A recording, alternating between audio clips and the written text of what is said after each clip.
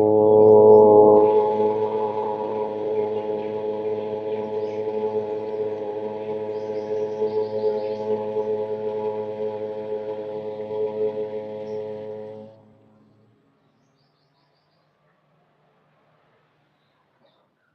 समादरणीय धार्मिक सज्जन वंदनीय मातृशक्ति, आज हम यजुर्वेद के 37वें अध्याय के 8वें मंत्र का, जो महर्षि दयानंद कृत वेद भाष्य है, उसके ऊपर विचार करेंगे। इस मंत्र को देखकर ऐसा लगता है कि कुछ शब्दों को, वाक्यों को बार बार दोहराया गया है, परंतु वेदों के अंदर ऐसा पुनरुक्ति दोष नहीं होता। तो बार बार दोहराने का प्रयोजन अलग अलग अर्थ इनके किए गए हैं, वो हम वेद भाष्य के अंदर देखेंगे। तो इन वाक्यों के, शब्दों के यद्यपि एक जैसे प्रतीत होते हैं, इनके अलग अलग अर्थ होने से पुनरुक्त दोष नहीं आता। इस मंत्र का देवता है यज्ञ, और मंत्र के अंदर यज्ञ के लिए मक शब्द का प्रयोग किया गया है। यज्ञ को मक किस लिए कहते हैं?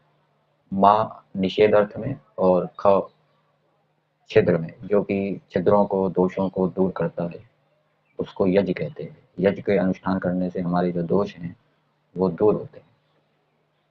इस मंत्र की भूमिका में दिया है, मनुष्या विदुषा सह कथम वर्तेरन, मनुष्य लोग विद्वानों के साथ कैसे वर्तें। तो इस मंत्र का भावार्थ देखेंगे तो इसका उत्तर हमको मिलेगा। मंत्र का तात्पर्य क्या है? भावार्थ में दिया है, जो लोग सत्कार करने में उत्तम हैं। संस्कृत भाग में दिया है, सत्क्रियायाम उत्तमः।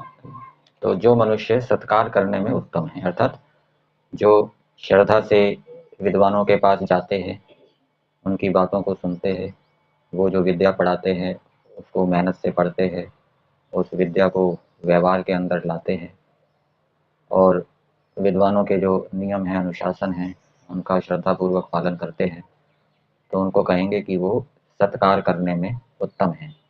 तो ऐसे जो मनुष्य हैं वे दूसरों को भी सत्कारी बना। तो खुद तो वो श्रद्धापूर्वक जाएं, नियम अनुशासनों का पालन करें, श्रद्धापूर्वक विद्या को पढ़ें, उनको व्यवहार के अंदर लाएं, और दूसरों को भी वो ऐसे बनाएं। तो सत्कारी बना के मस्तक के तुल्य उत्तम अवयव वाले हों। तो ऐसे जो मनुष्य होते हैं, जो स्वयं विद्वानों के पास श्रद्धापूर्वक जाकर विद्याओं का ग्रहण करके उन विद्याओं को व्यवहार के अंदर लाके अपना और दूसरों का उपकार करते हैं, और दूसरों को भी ऐसा बनाते हैं। वे जैसे शरीर के अंदर सिर सबसे उत्तम है, ऊपर है, वैसे वो भी मनुष्यों में श्रेष्ठ होते हैं, उत्तम होते हैं। तो परमेश्वर उनको उत्तम मानता है, उनको श्रेष्ठ मानता है, जो विद्वानों के पास श्रद्धापूर्वक जाकर विद्याओं का ग्रहण करके व्यवहार के अंदर लाकर दूसरों को भी वैसा बनाते हैं। वो ईश्वर की दृष्टि में श्रेष्ठ है, वो वेद के अनुसार वो श्रेष्ठ हैं, उत्तम हैं। तो ऐसा मनुष्यों को करना चाहिए। विद्वानों के पास भूमिका में दिया था, विद्वानों के साथ कैसे वर्तें, अर्थात श्रद्धापूर्वक उनके पास जाएं, विद्या पढ़ें, विद्या के जो नियम है, अनुशासन है, उनका पूरी शक्ति से पालन करें, विद्याओं को उपस्थित रखें, व्यवहार के अंदर लाएं। ये ऐसा बर्ताव मनुष्यों को करना चाहिए। अब मंत्र के शब्दों को पदार्थ के माध्यम से देखते हैं। हे विद्वान, एक विद्वान को संबोधित करते हुए कहा जा रहा है, एक मनुष्य,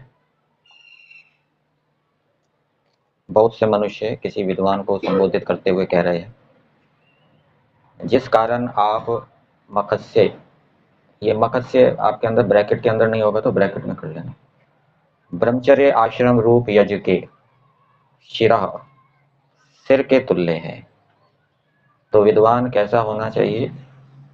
जिसने ब्रह्मचर्य आश्रम का पालन किया है, ब्रह्मचर्य का पालन किया है, और ब्रह्मचर्य में भी जो उत्तम ब्रह्मचर्य है, जितना अधिक काल तक व्यक्ति ब्रह्मचर्य का पालन करेगा उतना उसका ब्रह्मचर्य क्या है? उत्तम होगा। ऐसा जो विद्वान है, उत्तम ब्रह्मचारी, तो उसको संबोधित करते हुए कहा जा रहा है कि आप ऐसे हैं, इससे मखाए विद्या ग्रहण के सेवन के लिए यज्ञ, मख का अर्थ क्या किया है? विद्या ग्रहण के अनुष्ठान, विद्या को ग्रहण करना ये भी एक यज्ञ है। विद्वानों के पास जाकर विद्याओं को पढ़ना ये भी क्या है, यज्ञ है। और विद्या ग्रहण करने के जो नियम हैं उनका पालन करना वो भी सब इसमें आ जाएगा। तो उसको करने से दोष दूर होते हैं। तो विद्या ग्रहण के अनुष्ठान के लिए तो आपको अब सबसे अंत में जो दिया है, हम लोग सेवन करें। आपको हम लोग, आपका हम लोग सेवन करें। तो मनुष्यों को ऐसे विद्वान के पास जाना चाहिए जो उत्तम ब्रह्मचारी है, विद्वान है, विद्याओं से युक्त है, और उसके पास जाकर विद्या को ग्रहण करना चाहिए। ये पहली बात बताई। फिर आगे बताया, मत्स्य ज्ञानम, ज्ञान संबंधी शीर्षणे उत्तम व्यवहार के लिए आपको आपको वही क्रिया लग जाएगी, आपका सेवन करते हैं। वही उसी विद्वान को कहा जा रहा है जो उत्तम ब्रह्मचारी है।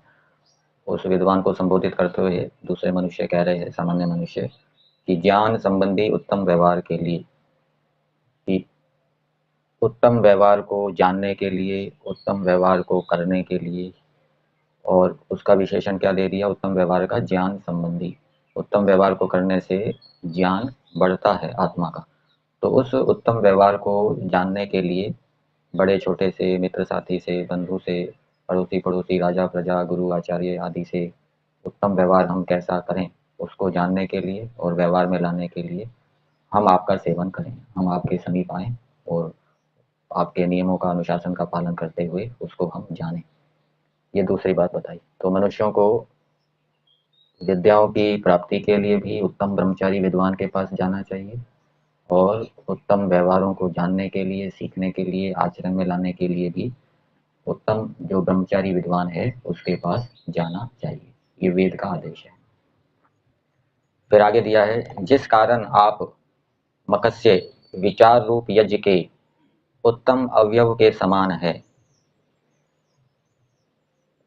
अब यहाँ पर मख का अर्थ किया है विचार। विचार करना ये भी यज्ञ है।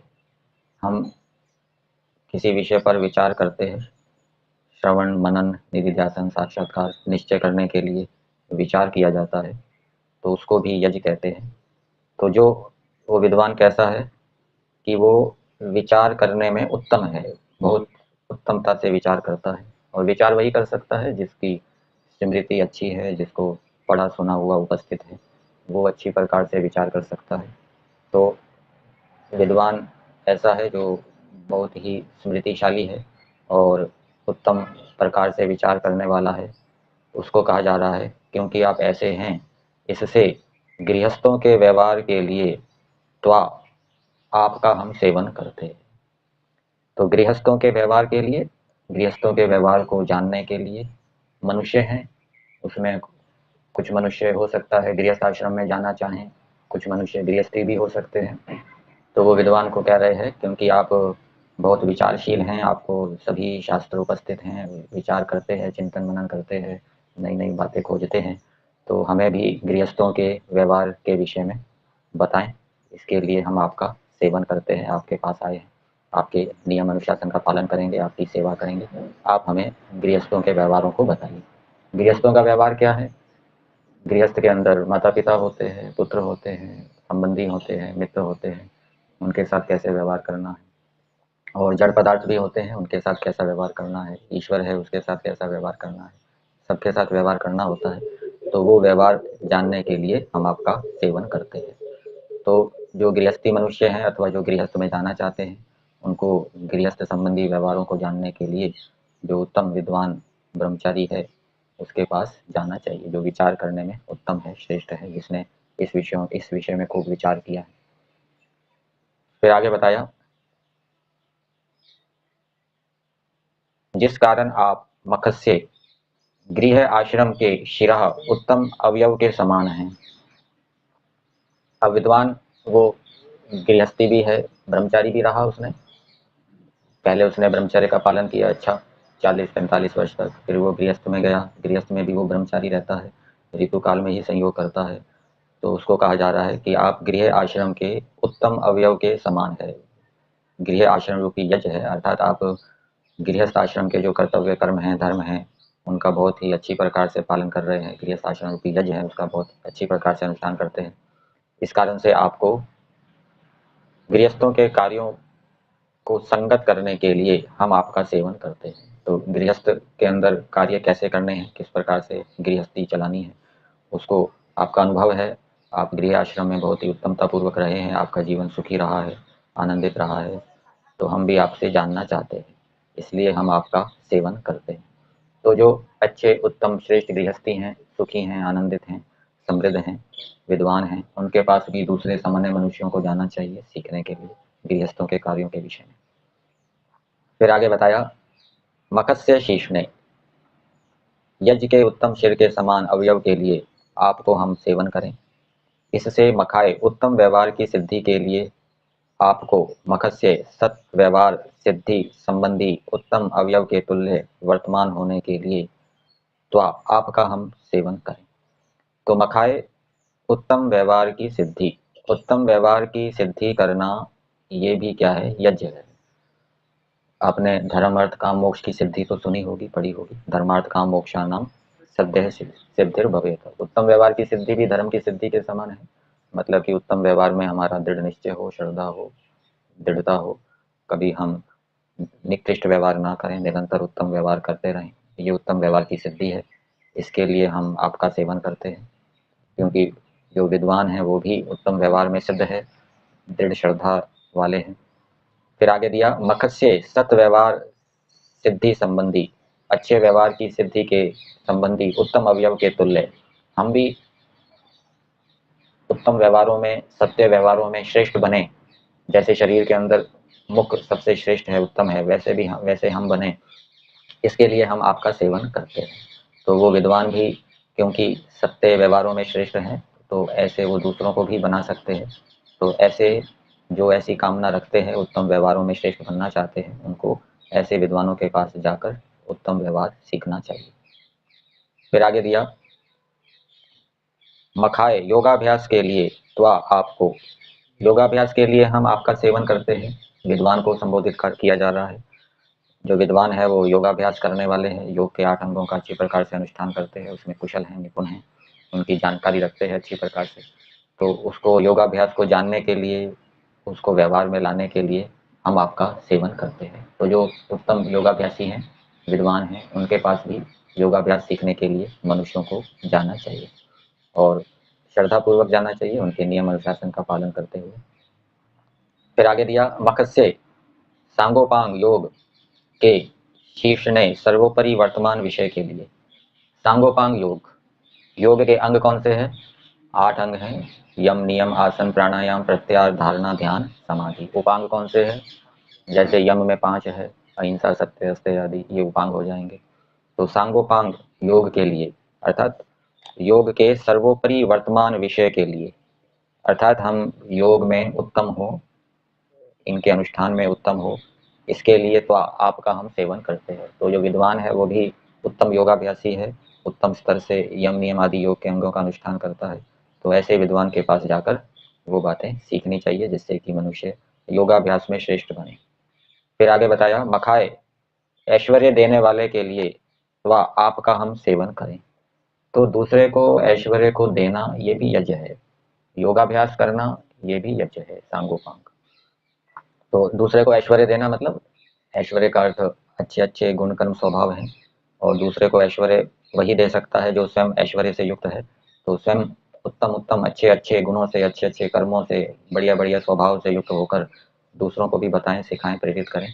तो ये यज्ञ है, उसके लिए हम आपका सेवन करते हैं कि किस प्रकार से हम दूसरे को ऐश्वर्य दें। वो विद्वान हैं, वो भी ऐश्वर्य को देने वाले हैं, उनका अनुभव है, तो उनके अनुभव से हम लाभ उठाएं, जिससे कि हम दूसरों को शीघ्रता से, सरलता से ऐश्वर्यशाली बना सकें। मत्स्य ऐश्वर्य देने वाले के शीर्ष ने सर्वोत्तम कार्य के लिए आपका, आपको हम लोग सेवन करें। तो इस मंत्र के पदार्थ के अंदर, मंत्र के अंदर यज्ञ के अनेक स्वरूपों को बताया। विद्या को ग्रहण करना यज्ञ है, उत्तम व्यवहारों को करना यज्ञ है, उत्तम व्यवहार से आत्मा का ज्ञान बढ़ता है, और ईश्वर, जीव, प्रकृति, संसार के पदार्थों के गुण कर्म स्वभावों का निश्चय करने के लिए विचार करना ये भी यज्ञ है। इसी प्रकार से गृहस्थ आश्रम के कर्तव्य कर्मों धर्मों का पंचमहायज्ञ आदि का अच्छी प्रकार से श्रद्धा से पालन करना, ये भी यज्ञ है। और योगाभ्यास करना, ये भी यज्ञ है। और ऐश्वर्य को, दूसरे को ऐश्वर्य को देना, ये भी यज्ञ है। तो इन सब बातों के लिए मनुष्यों को विद्वानों के पास जाना चाहिए, सीखना चाहिए। ये मंत्र का संदेश है।